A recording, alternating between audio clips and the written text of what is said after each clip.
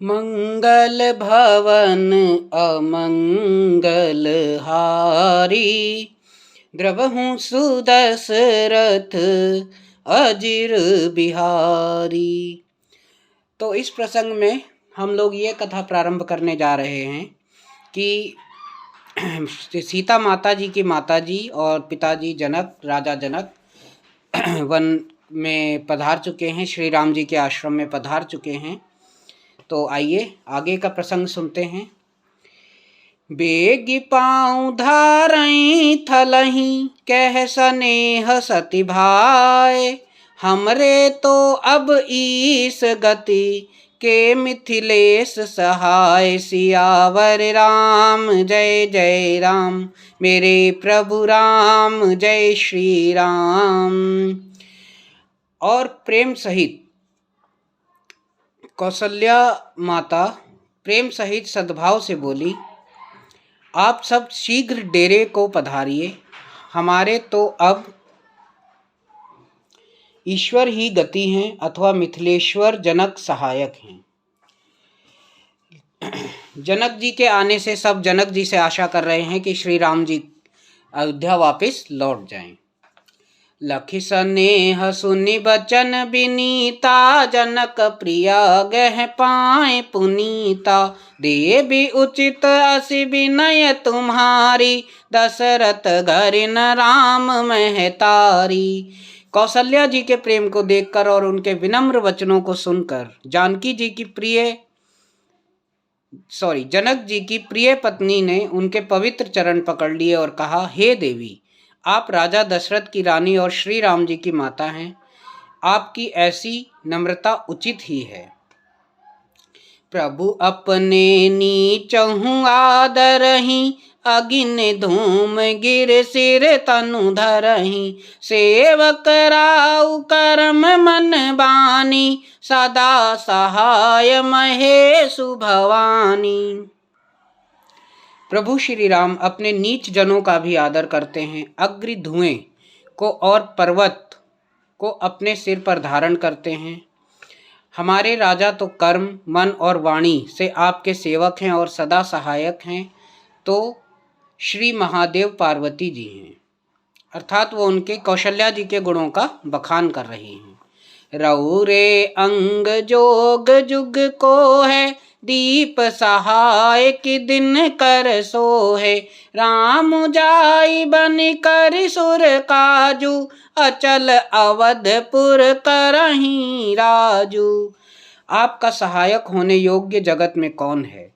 दीपक सूर्य की सहायता करने जाकर कहीं शोभा पा सकता है। श्री रामचंद्र जी वन में जाकर देवताओं का कार्य करके अवधपुरी में अचल राज्य करेंगे।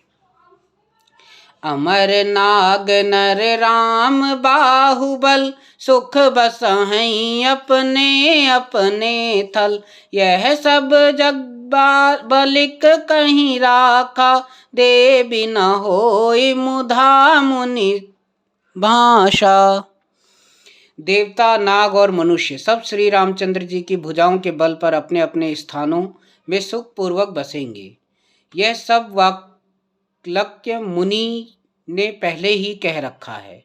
हे देवी, मुनि का कथन व्यर्थ नहीं हो सकता।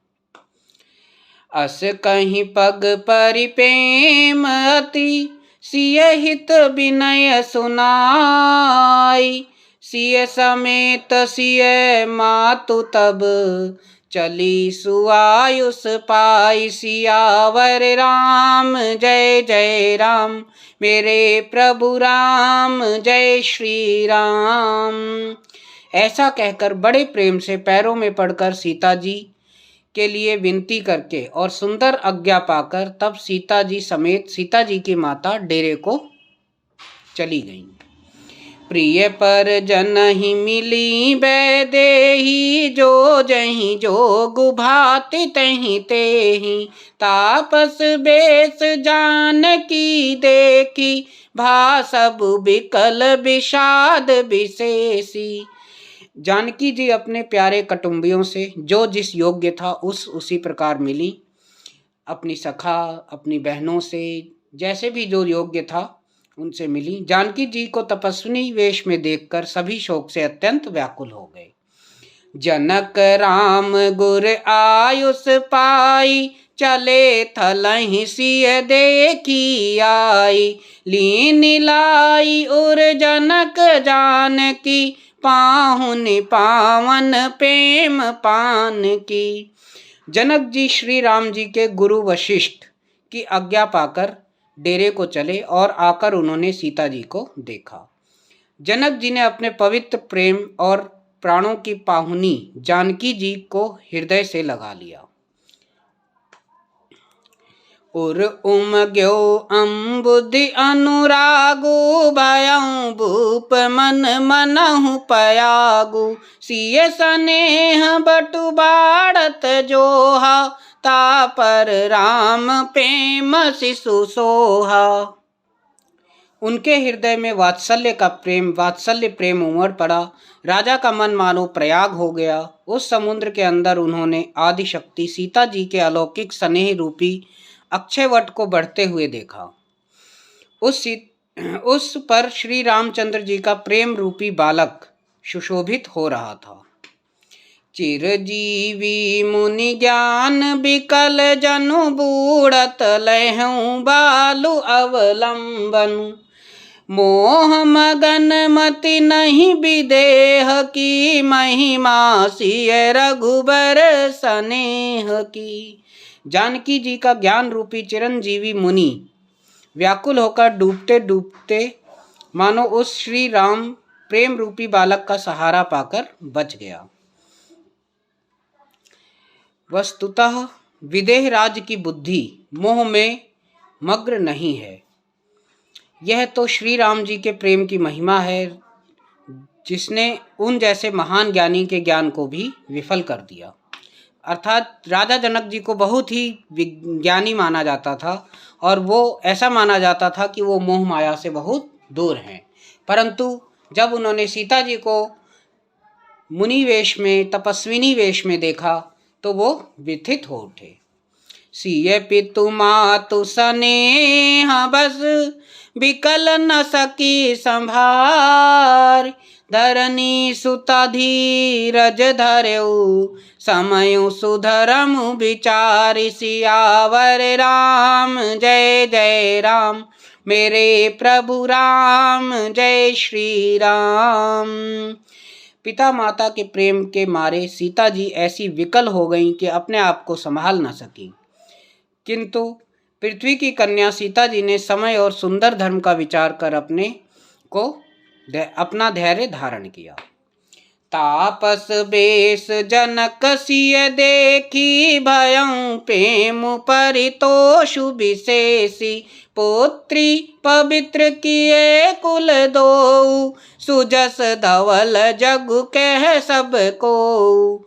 सीता जी को तपस्विनी वेश में देखकर जनक जी को विशेष प्रेम और संतोष हुआ। उन्होंने कहा, बेटी तूने दोनों कुल पवित्र कर दिए। तेरे निर्मल यश से सारा जग उज्जवल हो रहा है, ऐसा सब कोई कहते हैं। जीति सुर सर की रति सरि तोरी, गवन कीन विधि अंड ककोरी। गंग अवन थल तीन बडेरे, एहि किए साधु समाज घनेरे। तेरी कीर्ति रूपी नदी देव नदी गंगा जी को भी जीतकर करोड़ों ब्रह्मांड में बह चली है। गंगा जी ने तो पृथ्वी पर 3 ही स्थानों हरिद्वार, प्रयागराज और गंगा सागर को बड़ा तीर्थ बनाया है, पर तेरी इस कीर्ति ने तो अनेक संत समाज रूपी तीर्थ स्थान बना दिए हैं। पितु कह सत्य स्नेह सुबानी, सिय सकुच महु मनहु समानी। पुनि पितु मात लीन उर लाई, सिख आशीष हित दीन सुहाई। पिता जनक जी ने तो स्नेह से सच्ची सुंदर वाणी कही, परंतु अपनी बड़ाई सुनकर सीता जी मानो संकोच में समा गईं। पिता माता ने उन्हें फिर हृदय से लगा लिया और हित भरी सुंदर सीख और आशीर्वाद दिए। कहत न सिय सकुची मन माही, यहाँ बसब रजनी भल नाही। लखी रुख रानी जनायऊ राऊ, हृदय सराहत शील सुभाऊ। सीता जी कुछ कहती नहीं है, परंतु मन में सकुचा रही हैं कि रात में सासुओं की सेवा छोड़कर यहाँ रहना अच्छा नहीं है। रानी सुनन्या जी ने जानकी जी का रुख देखकर राजा जनक जी को जना दिया। तब दोनों अपने हृदय में सीता जी के शील और स्वभाव की सराहना करने लगे। माता सुनन्या जी जो रानी थी जनक जी की, उन्होंने उनके मन की बात को जान लिया कि सीता जी मन में यह सोच रही हैं कि मुझे यहाँ रात में रुकना उचित नहीं है, उन्हें अपनी सासू माँ के पास होना चाहिए और उनकी सेवा करनी चाहिए। बार बार मिली भेटी, सिय विदा कीन सन्मान। कही समय सिर भरत गति, रानी सुबानी सयानी। सियावर राम जय जय राम, मेरे प्रभु राम जय श्री राम। राजा रानी ने बार बार मिलकर और हृदय से लगाकर तथा सम्मान करके सीता जी को विदा किया। चतुर रानी ने समय पाकर राजा से सुंदर वाणी में भरत जी की दशा का वर्णन किया। सोनी भूपाल भरत व्यवहारु, सोन सुगंध सुधा शशि सारु। मुदे सजल नयन पुल के तन, सुजस सराहन लगे मुदित मन। सोने में सुगंध जैसे समुद्र से निकली हुई सुधा में चंद्रमा के सार अमृत के समान भरत जी का व्यवहार सुनकर राजा ने अपने जल से भरे नेत्रों को मूंद लिया। अर्थात उन्होंने भरत जी की जब व्यथा सुनन्या जी से सुनी तो उनके नेत्रों में आंसू आ गए। वे भरत जी के प्रेम में मानो ध्यानस्थ हो गए। वे शरीर से पुलकित हो गए और मन आनंदित होकर भरत जी के सुंदर यश की सराहना करने लगे। सावधान सुन सम्मुख सुलोचन, भरत कथा भवबंध विमोचन। धर्म राज नय ब्रह्म विचारु, यहाँ जथा मति मोर प्रचारु। वे बोले, हे सुमुखी, हे सुनयनी, सावधान होकर सुनो। भरत जी की कथा संसार के बंधन से छुड़ाने वाली है।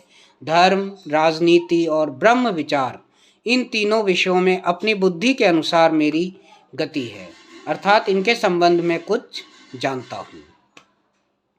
सोमति मोर भरत महिमाही, का कहे काह छल छुअत न छाही। विधि गणपति अहि पत शिव सारद, कवि को विद बुद्धि बुद्धि विशारद। वह धर्म, राजनीति और ब्रह्म ज्ञान में प्रवेश रखने वाली मेरी बुद्धि भरत जी की महिमा का वर्णन तो क्या करे, छल करके भी उसकी छाया को तक नहीं छू पाते। ब्रह्मा जी, गणेश जी, शेष, महेश जी, महादेव जी, सरस्वती जी, कवि, ज्ञानी, पंडित और बुद्धिमान सभी उनकी चर्चा करते हैं। भरत चरित कीरति करे तूति, धर्मशील गुण विमल विभूति। समुझत सुनत सुखद सब काहू, सुचि सुर सरि रुचि निधर सुधाहू। सब किसी को भरत के चरित्र, कीर्ति, करनी, धर्म, शील, गुण और निर्मल ऐश्वर्य समझने में और सुनने में सुख देने वाले हैं, और पवित्रता में गंगा जी का तथा स्वाद में अमृत का तिरस्कार करने वाले हैं। अर्थात यहाँ पर राजा जनक भरत जी के गुणों का बखान कर रहे हैं कि उनका हृदय बहुत ही पवित्र है, उनमें किसी तरह का छल कपट नहीं है, इसीलिए वो श्री राम जी को अयोध्या वापस लेने आए हैं। मंगल भवन अमंगल हारी, द्रवहु सुदशरथ अजिर बिहारी।